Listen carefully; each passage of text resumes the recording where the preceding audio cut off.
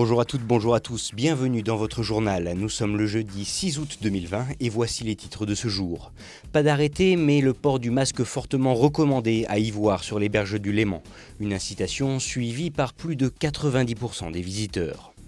Et puis focus ce soir sur le château de Montretier qui organise tout l'été des spectacles autour d'aigles, de faucons et autres rapaces, une activité à ne pas manquer.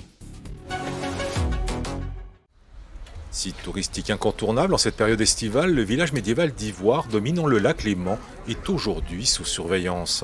Avant de franchir l'une des deux portes fortifiées pour pénétrer dans la cité, des affiches incitent fortement chaque touriste à utiliser un masque de protection sanitaire pour cheminer dans les ruelles étroites. Si aucun arrêté municipal interdit explicitement de se promener le nez au vent, l'affiche interpelle et en appelle à la responsabilité des visiteurs pour veiller à ne pas prendre de risques susceptibles de propager la Covid-19.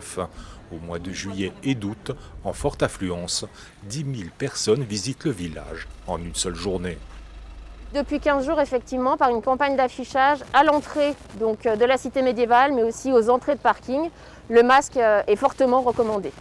Et c'est une mesure qui est très bien suivie par les visiteurs. Et plus personne ne se pose de questions, en fait, on met le masque. On peut constater ce matin que tous les gens qui rentrent fouillent dans leurs poches, sortent le masque pour rentrer dans la cité médiévale, et on les voit ressortir et remettre le masque dans le sac.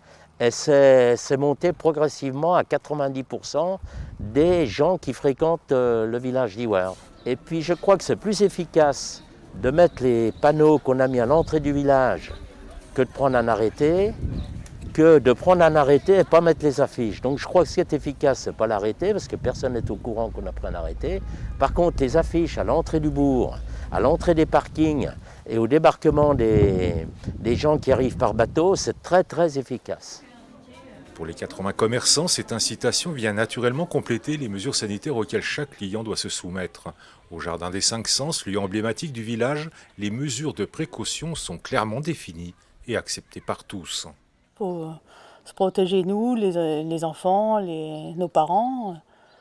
Mais c'est vrai que ce serait dommage, avec le beau temps et tout ça, de devoir être de nouveau confiné. Si le sous-préfet, par exemple, m'appelle en me disant « Écoutez, monsieur le maire, prenez un arrêté, que ce soit clair et net, je le prendrai », il n'y a pas de problème. Mais tout ce qui va avec l'arrêté, on le fait, on l'a fait.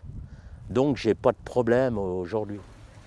Depuis ce mardi 4 août, la préfecture de Haute-Savoie a rendu obligatoire le port du masque pendant un mois dans tous les rassemblements et dans tous les lieux en plein air, comme les marchés, les brocantes ou les vides-greniers. En Haute-Savoie, en effet, le taux d'incidence du nouveau coronavirus est le 4e plus élevé de France métropolitaine.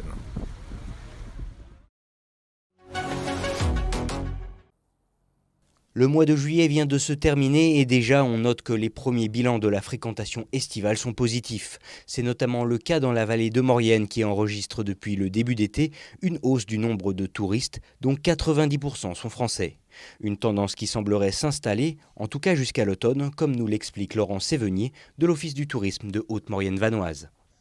Alors non seulement la Haute-Maurienne rencontre son public, mais on va vers un été assez exceptionnel côté fréquentation, avec au global sur la Haute-Maurienne, donc 6 stations, Val-Fréjus, La Norma, Ossois, Valsony, Bessan et Bonneval-sur-Arc, un taux global de 60% sur juillet-août, en hausse de 6 points par rapport à l'année passée, avec quelques disparités sur les stations, mais on voit que les villages stations de Bessan et Bonneval-sur-Arc notamment, qui affichent des taux vraiment exceptionnels de fréquentation, avec une hausse de plus de 20 points par rapport à l'année passée. La semaine prochaine pour Bonneval-sur-Arc par exemple, c'est quasi impossible de réserver, on est quasi à 100% de fréquentation et effectivement on se rapproche des chiffres de février.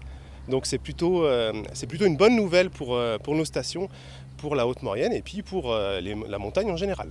On constate sur septembre un report d'une partie de la clientèle. On peut imaginer, et il faudra l'analyser après coup, mais on peut imaginer qu'aussi une certaine partie de la clientèle a souhaité venir en septembre, justement pour toujours profiter de plus de places, plus de grands espaces, mais on a des semaines qui aujourd'hui sont à 20-25% de taux de remplissage en septembre, alors qu'elles sont quasi vides dans une situation classique.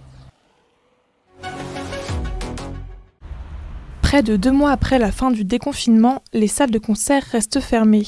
La semaine dernière, plus de 1500 acteurs culturels ont demandé, dans une lettre adressée au gouvernement, des perspectives claires quant à une prochaine réouverture. La salle de concert du Brise-Glace à Annecy compte parmi les signataires de cette lettre. On a demandé au gouvernement de nous éclairer, de nous recevoir, de discuter avec nous et de nous donner une échéance précise pour la reprise des concerts en configuration debout. Parce qu'aujourd'hui, les concerts, les spectacles, le cinéma peuvent avoir lieu uniquement en configuration assise, ce qui permet de respecter la distance entre les personnes, entre les groupes de personnes. Mais les concerts debout sont interdits depuis le 13 mars dernier. La réponse donnée hier par le gouvernement laisse les professionnels de la culture dans l'incertitude. Le gouvernement nous dit qu'évidemment ils ont bien entendu notre appel à l'aide, parce que c'était ça, mais que malheureusement les indicateurs épidémiques aujourd'hui ne sont pas suffisamment satisfaisants pour nous donner des réponses, les réponses qu'on attendait en fait. Donc on est contraint d'attendre une prochaine réunion du Conseil des ministres à la fin de ce mois. En attendant, les règles qui prévalent sont toujours les mêmes, c'est-à-dire pas de concert en configuration debout.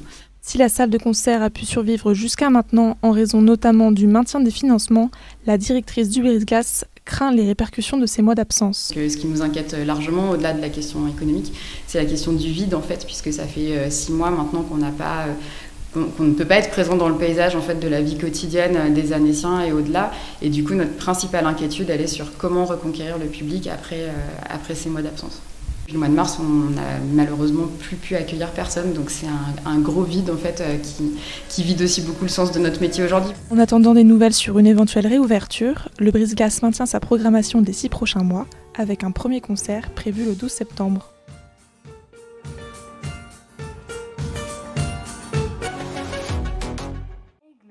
Comme un air médiéval flotte au château de Montretier.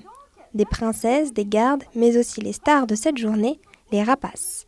2 fauconniers du parc des Aigles du Léman viennent présenter un spectacle afin de découvrir le rôle de ces oiseaux à l'époque médiévale. La fauconnerie, ça reste quand même très thématisé médiéval. Sous Louis XIII, en fait, le fauconnier du roi était la 5e personne la plus importante du royaume. Donc c'est vous dire à quel point la fauconnerie est vraiment inféodée à la période moyenâgeuse. Chouettes, hiboux, faucons, buges, tous n'avaient pas la même image auprès du seigneur et des paysans. Seuls les faucons étaient appréciés pour leur utilité à la chasse. Le lien des aigles et de la fauconnerie de manière générale avec l'univers mental du Moyen-Âge est extrêmement fort. C'est associé au Moyen-Âge. Et c'est vrai que la fauconnerie était un des loisirs préférés des grands seigneurs qui pouvaient vivre ici à Montretier.